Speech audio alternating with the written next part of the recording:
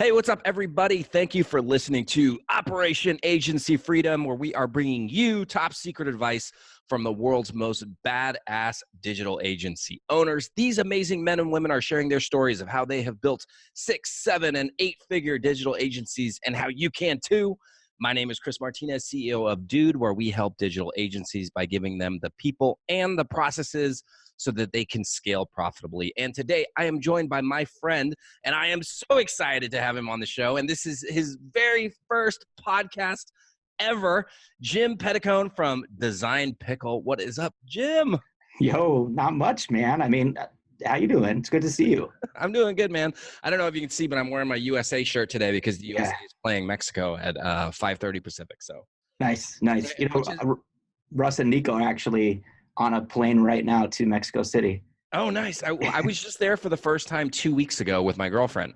And Nice. it is an amazing city, like one of the best. I think it's one of those places that you have to visit before you die. Such a unique and interesting place. Yeah, I was actually really bummed. I've been giving them a lot of shit. Like, thanks, guys. Like, why the hell aren't you bringing me? Why didn't they bring you? Yeah. Come on. Well, you can always go. I'll take you. So we'll go have some.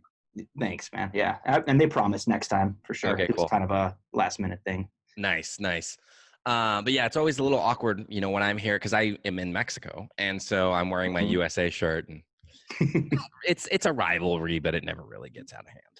Yeah. Anyways, so like we start off every show, we have a little kind of roundtable discussion, and I learned something literally right before we started recording that I have to ask you about. So you said that you are really into panning for gold. Yep. So I'm a prospector, man. How did you get into that? So, I live in Arizona. I'm in Phoenix, and I've been doing it now for like 4 or 5 years, right around the time we started Design Pickle, actually. And it was just something that I came into my head as like a good way to get outdoors with my wife, like be in nature, get some physical activity in. And so I bought a pan, and then I had no clue what I was doing, and went out to the Salt River, and of course I didn't find anything. The more I learned, but then I got obsessed with it. It was I watched YouTube videos nonstop on really it's a science, and it's just amazing. And you go up to I'm a member of a prospecting club that has claims all over Arizona. No way. Yeah. And so I go up to the high elevation ones because it's so damn hot down here. Yeah. So up near Prescott, Arizona, kind of on the way to Flagstaff, around there. Prescott was a gold mining town, I believe. Yeah, I think so. So there's tons of claims all around there. So I just go up onto the claims, and the more I do it, the more I learn, the better I get about picking a location where gold is likely to be. Yeah. And I mean, a lot of it is science and practice, but of course there's some luck to it too. But the more that I do it, and I find pockets of gold. I mean, every time I go now, I find something. Dude, that's insane. Okay, we could do the whole show just on this. But okay, so first of all, I'm sure that people are wondering about this as well. What's your biggest score that you found? What's the most amount of gold that you've been able to find? Dude, it's if you're trying to do it to make money, it's you're going to fail. It's nothing. It's specks. Okay. So I mean, I can't even. It's not even measurable. When I get 20, 25 little specks of gold, I'm stoked. You know what I mean? But okay. I've spent, I've on equipment and everything. You start to get into it, you could spend an insane amount of money. I'm not even that deep into it, and I've probably put in over a G easily just in equipment and you've invested over. It's gonna pay off, Jim. Yeah, right. Yeah, no, the gold I've gotten over the years is probably, if you add it up, it's probably less than $100 worth.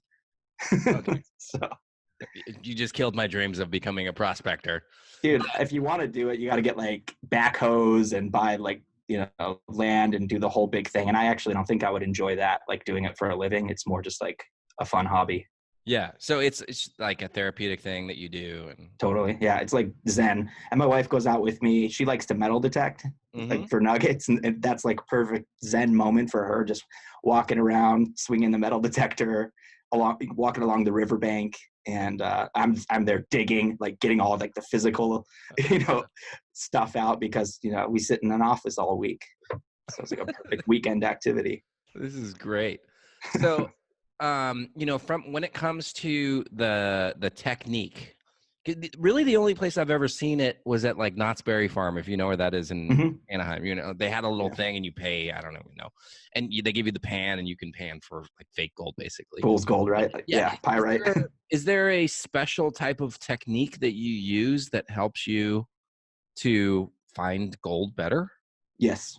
I mean, you could call it a technique, but the main principle is that gold is heavy as shit. It's like 18, Okay. 19 times heavier than water, Okay. and it's heavier than pretty much all the other elements that you're going to find out in like a, pile of dirt. Yeah. Uh, and so the idea is it wants to go, because of gravity, it wants to go down. And so you're going to find it deep down, like by the bedrock, because it's been, there for ages. And every time that there's like a storm or a flood, or if you're in a river that's running normally, the gold's going to move down, down, down, down, down. And so when you're prospecting, you're looking for places where there might be like low pressure. So if gold was moving, it hits a low pressure zone, it's going to fall. Okay. And then it starts going down there. So you dig there, and then you get that dirt. And the whole idea when you're panning is that you want to get the gold to sink to the bottom. Mm-hmm. And so you're gradually taking a layer off the top, spinning it around, shaking it up. Gold should be at the bottom. Then you let like the top layer off, and then you just keep doing that, rinse and repeat, Mm-hmm. until you get down to pretty much just like black sand, hardly anything.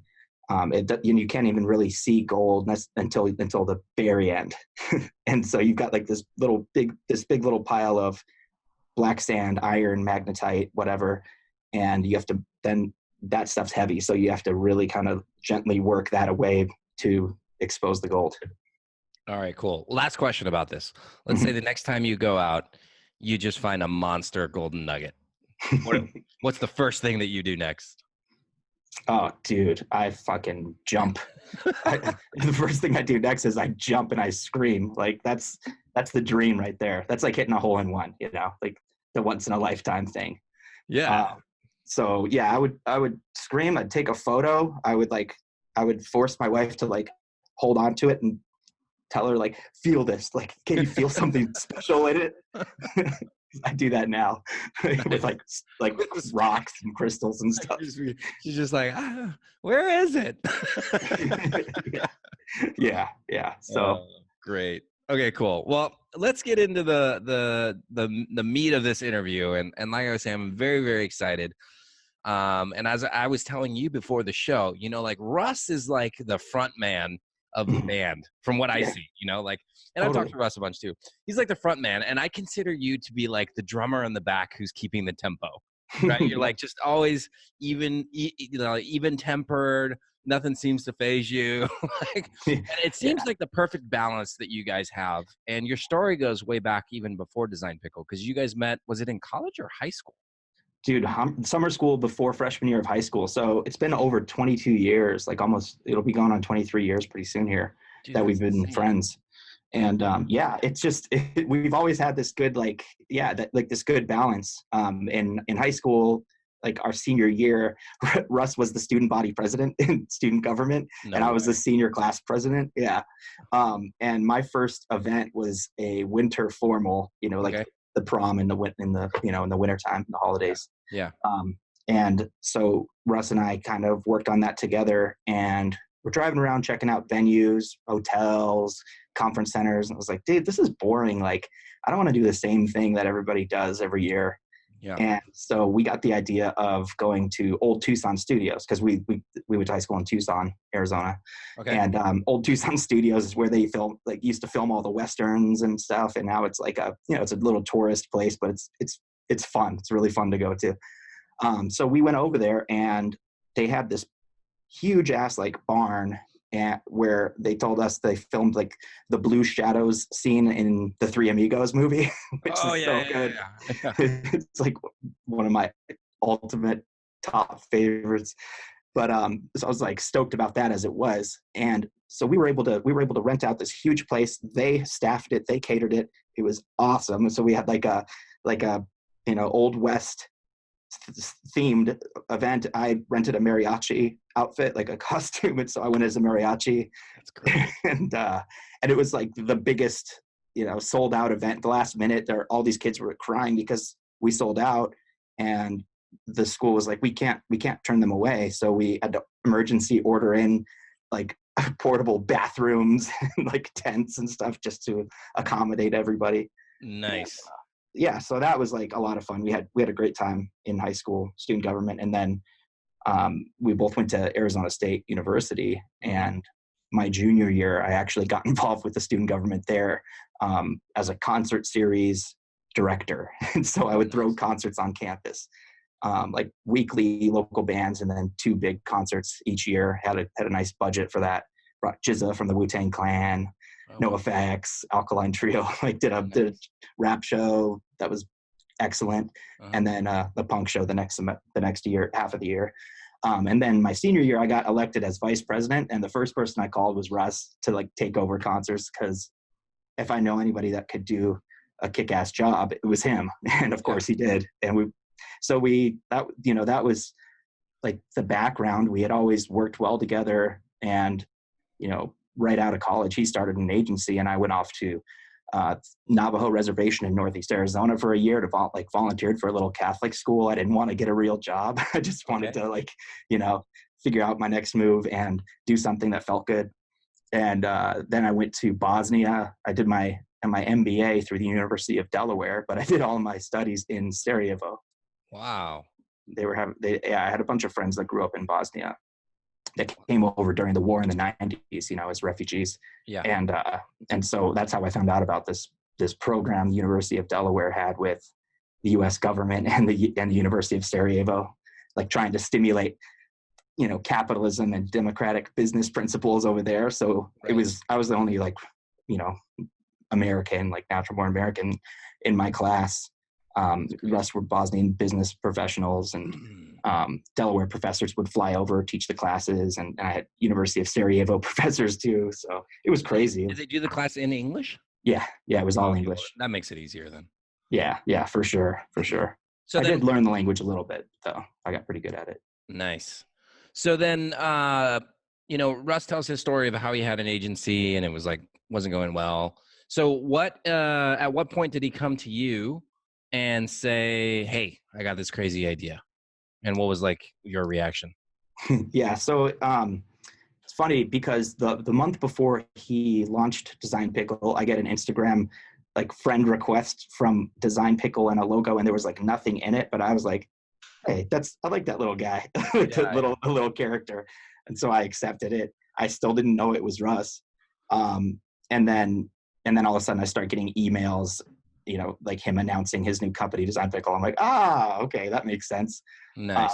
So he launched it January 2015, and he called me about a month in, and we met up. We hadn't seen each other in a year or two. Mm-hmm. And, we were just catching up, and he told me about the idea of Design Pickle, and it was instant for me. I'm like, dude, I'm in.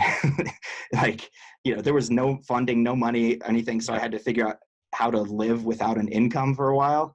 But I told him, I'm in, I'm going to figure it out. I'll sell my house, I'll get my wife to buy in on it. And that night I went home and told Erin, my wife, and she said that I had a glimmer, a shine in my eyes that she hadn't seen in years. Cause I was just in jobs before that. Yeah, I was actually in an agency environment for a few years right before Design Pickle, doing non-traditional or traditional media like TV and print. Mm-hmm. And, but it was just kind of moving, kind of putting through, and wasn't excited about the work I was doing. Right. And then here comes Russ along with this idea. And I thought back to my time in agencies as a marketing manager, as an HR manager, as a program manager. I worked in a lot of different industries and had a lot of different roles, very much that generalist. And I was able to handle a lot of things, but I wasn't really deep on anything. except for when I was asked to be HR manager in addition to marketing manager and IT manager at a company. I was like, all right, if I'm going to do this, like I need to do it right. And so I like studied for the professional human resources certificate, went to classes at night for like 12 weeks, took the exam, and became like really, really well versed in HR and actually enjoyed it. So it's like the one topic that I studied at one of my jobs, and I just absolutely hated it. It's ironic because that's my girlfriend's expertise. She's like an HR genius. Nice. No, it's good balance. Yeah, exactly. I mean, and that's why I feel like it works so well for you and Russ is that balance. Yep. So what is your official title right now at Design? Yes. So I'm chief of staff. And it's funny, it's kind of come full circle. In March 2018 is like I'd been marketing director from the start until in March 2018. Like we had just kicked ass 2017, like hit 5 mil. And I was like, you know, the way that I've been doing things, like I'm just not sure that if we continue to do it this way, like it got us to 5, but I don't know if it's going to get us to 10. So, and again, I'm a generalist. Let's bring in some pros that have been doing this, you know, in like the industry, know what they're doing. So we hired a marketing director and a paid ads director. You met Dave. Yeah. That was like that was a good move at that. And at that point, I looked at that what our needs were, and I'm like, we don't really have any HR. We don't have any like consistent hiring, recruiting. Like now that we're getting bigger, we're exposing ourselves to a lot more risk, and it's just not serving the company to like kind of wing it constantly. Right. So I like laid a foundation for all the like the people stuff, the recruitment, the hiring, the benefits. And that's for your staff here in the States, or your staff over in the Philippines? So I have an HR person in the Philippines that helps out with that, but it's for all the staff. I do an update every Friday. Like right after this, I'll go live on Workplace and do an update to the entire company. We're actually in Philippines, Mexico, Argentina, and we just got our first client designers on. So now we're going to look to Europe next and kind of, you know, get every time zone in the world locked down. That's awesome. Because that's always the biggest complaint with outsourcing. And of course, you know, we pretty much have the same business model as you guys, just with web development. But everybody's, you know, been burned and just tired of dealing with the time zone issues and communication, stuff like that. Right. So that's why we launched the Pro plan recently, and then now we have a Pacific time zone and an Eastern time zone, and I mean, people are absolutely loving it. Like it's that's awesome. Insane. Yeah. Real-time communication, you know, really does help. So, you know, when you came to Design Pickle, it sounds like you were just kind of doing, you guys had to do everything, which I think is like the founders kind of, every successful founder has been at that point where you're just, whatever needs to be done, you just do it. You know, mopping floors, cleaning toilets, it doesn't matter. You just have to do it. What was your guys' very first hire after, like, let's say, you know, and at what point did you decide, hey, we got to bring some more people on, other than the designers themselves? So the first hire that we had was Michelle McQueen, and so Russ had been doing the customer success, the client onboarding, you know, early on, and then, you know, I came on, I was working on marketing, but then he passed off the client onboarding and the customer success to me, and like, God, that was rough. Like, we used to onboard every client, like have a phone call with every client we'd onboard, and Russ could like get through those calls really quick, and like, you know, clients were stoked. But I blabber on and on. Like they were, you know, the quickest one was probably 30 minutes, 45 minutes, and I'd be exhausted at the end of the day. So I'm kind of an introvert too, so talking with all kinds of random people, you know, was definitely exhausting for me. So we just out of need, and I wasn't, you know, I was spending so much time on that, not on marketing, that the need was clear for a customer success person. And Michelle was someone that we knew. She actually worked at the gym that we both worked out at, and they were just selling. And so she was kind of about to be out of a job, and we knew her and liked her. So brought her on to take over customer success. And then it was just the three of us for, you know, while we still didn't have an office, we were like trading a Design Pickle account for a little room in a friend's business. He had a printing company. And so she was with us back then. And then into our first office that we rented, and stayed. She was with us for about 2 years, I think. Nice. I And still meet her every Friday. Actually, she asked me to mentor her, so it's great. nice. And so, you were talking about how you got to 5 million, and that was like a big landmark or a big turning point for you guys, and you had to make that shift. Yeah. What are some of the other big like turning points that you guys have had in Design Pickle? Because when I was at PickleCon, I think you guys said you were on pace to do over 10 million this year. Is that correct? Yeah. I think we'll definitely hit 12.5, and Okay. maybe even 15 at the rate that Pro is growing right now. I mean, that's insane because you guys started it just 4 years ago. It'll be 5 years by the end of this year, right? Yeah. 5 years in January. Yeah. So Yeah, it's what are insane. some of what are some of those other milestones that you guys that personally like you remember? Yeah. So for me, going back to the beginning, my focus and my what was motivating me, my purpose in working hard at Design Pickle was just to make a living, like to get paid, to like make a business that paid for itself. And that was like very, very small view. And then all of a sudden, head down for a while, and all of a sudden we've got 30 people, and then we've got 50 people, and we go out to the Philippines and do our first big event there. And I meet everybody, and I hear from them the impact it's had on their lives. Like, some of our designers are sending their family to college, like their cousins to college, and buying houses, and like all of these amazing things. And so like that became, all of a sudden, that was my why, my purpose was like the people internally and with our customers, hearing from them like what an impact this service has made on their lives. And that was why I said yes immediately to Russ. Was like, I knew the value was insane. Like, if I had something like Design Pickle back when I was marketing manager at a company, where first year was don't go bankrupt. Second year was we need to show profit because our credit line isn't getting renewed and we need to get a new credit line. So don't spend any money, but get us more sales. Yeah. And then the third year was due diligence to get acquired. And that was like, I couldn't get the CFO to approve anything like related to design because the costs were variable, Right. And if I had Design Pickle, I could have been like, dude, it's $370 a month or whatever it was at the time. $400 a month, and that's it, flat. Like, you can put that into your budget. He would have said yes, but it was the uncertainty, the variability that prevented the CFO from approving anything. So Right. I just thought about the value, like what all the stuff that I struggled through trying to design myself, and I'm terrible at design personally. Not a good artist by any means. Right.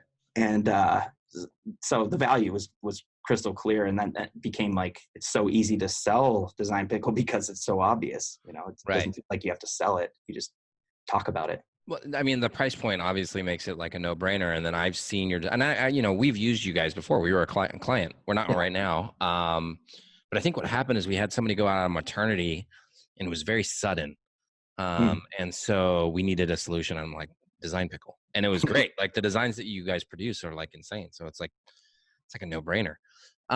So, right now you guys are arguably like the biggest design, I would say arguably the largest design agency in the United States. I mean, you guys are massive.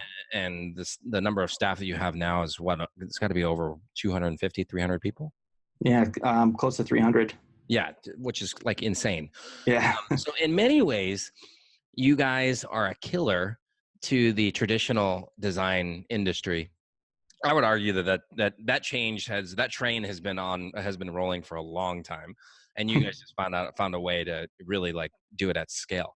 But for agencies that are still doing design the traditional way, what do you think are some things that they could do differently, or things that they could improve so that they can continue to thrive in this changing global economy? Yeah, so get a Design Pickle account. Like, we have so many. What agencies. a subtle plug you gave right there. Yeah, no. I mean, for real though, like, we have tons of agencies and actual designers. First, designers, like American designers, are like, feel threatened, and they're like, you're taking our jobs. Yeah. And like, that's the first impression. And we're like, wait a second, oh, that's not exactly true. Like, we have a scope of work. Like, we can take the busy work that you spend all your time doing off of your plate, and then you can focus on like the really like strategic, bigger projects that you need to focus on, but don't have the time to right now. So really just like thinking outside of the traditional agency box, that's what spawned Design Pickle, and that's what's helping a ton of our clients right now grow. We work with a ton of in-house design teams, like companies that have in-house designers, full staff, and they're not firing their designers, and bringing on more Design Pickle accounts. They're growing both. Right. Yeah, absolutely. I mean, we kind of say the same thing. It's like the busy work stuff that you don't want to put a $90,000 a year developer on. Send that stuff over to us, Mm-hmm. So it's the same thing. And it really does come to a matter of perspective, like you can look at Design Pickle as a threat, or you can look at it as an opportunity to grow a different area of your business. Right. Yeah. And it's just state of mind, man. Totally. 100%. So what's the future of Design Pickle hold? I saw something on the Instagrams that Russ said he's doing this new thing, or you guys are doing something called Fresh or something like that? Yeah. So what's the future hold for you guys? I mean, because it looks like everything is going great and like even better than the plan. Yes. So Fresh is really, really exciting. That was, so two of our first ever designer and one of our other first designers, of course, over the years, they grew and became leaders. They went to Russ and pitched him this idea of having a like on-demand vector and illustration component to Design Pickle. Cool. Super. Yeah. Cool.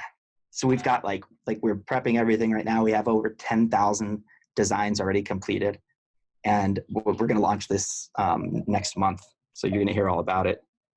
And that's sweet. I honestly, can't wait. I got asked that just like last week about the vector and illustrations. Nice. And I was like, I don't got anybody. Yeah, it's gonna be insane. Now, on the flip side, what do you think is something? And I don't want you to like pigeonhole yourself here, but what do you think is something that you guys will never get into? Never say never, man. I know. You know what I mean? Like, I think we'll always keep a limited scope. However, this vector and illustration is new. We added on like PowerPoint and like some general like wireframing or web page design, but not actual coding or anything. Right. So we are expanding our scope as the demand, as customers ask for things and becomes clear that it would be valuable for them and valuable for us. So yeah, I wouldn't say that there is anything that we wouldn't necessarily consider. But at this point, we've got like, we help out other companies by like I think Steve on the last episode talked about the software that we use, and that's really like a secret weapon for us, the efficiency. He's lucky enough to have gotten on that, and a lot of the other people that are using that using our software have similar businesses. One is like an unlimited copywriting company. You met some of them at the business summit, and at PickleCon, of course. But so like that's really like the major competitive advantage is how efficient we can run, because the software that we built and we continue to improve on just allows you to be, like, so that's kind of, if you're looking into the future, that's kind of what's being worked on right now, is how can we better incorporate ourselves and make ourselves like a part of other teams, so that it's like, flawless, easy, fluid. And so, like the software that we have, working on making it so it's basically you buy Design Pickle, you're buying the software. If you need design help, you can get that. If you have all your in-house team, taking care of everything and you don't need extra help, fine, use the software, and then just scale up or down as you need to. So that's really the gist of it is figuring out how we can best go to like enterprises or companies that, like have an existing team and work smoother and make an easy transition with awesome, them. Man. Awesome. Well, we are out of time. So All I want to right. thank you, first of all. Thanks so much for being on the show. What is the best way for people to get in contact with you? So designpickle.com obviously is the way to go. We're doing a lot of fun stuff on social media too. So, Facebook /Design Pickle, Instagram /Design Pickle. We've got a big team now, content creators, and it's a great way to get to know us and our culture and everything, and get to learn more about the service as well. So check us out on our website and on social. Awesome. And who would be the perfect person to reach out to you today? The entrepreneur or business manager that has worked with or has an existing creative team. Awesome. If you've worked with with a designer in the past, or you have a designer but they're overwhelmed, Mm-hmm. we fit right in. We make everyone's lives easier. Awesome. Yeah. And I mean, I can't say enough about you guys in terms of the quality of the work, because I think that that's something that people always have questions about. And, honestly, like a lot of people have had negative experiences working with overseas teams when it comes to design. But everything that you guys do is as good, in my opinion. And I'm probably going to piss some people off here, but I don't care. Everything that you guys do is as good as anybody in the States that I've seen, honestly. Yeah. Well, and that's one thing, like, I know we're out of time, but that's one thing that I don't think we talk about enough is our process of, like our people acquisition, like the standards that we have. It's really, really hard to make it, to get hired as a designer for us. Yeah. And that's a major differentiator. It's not like crowdsourcing. Everybody's valued and valuable. So awesome, man.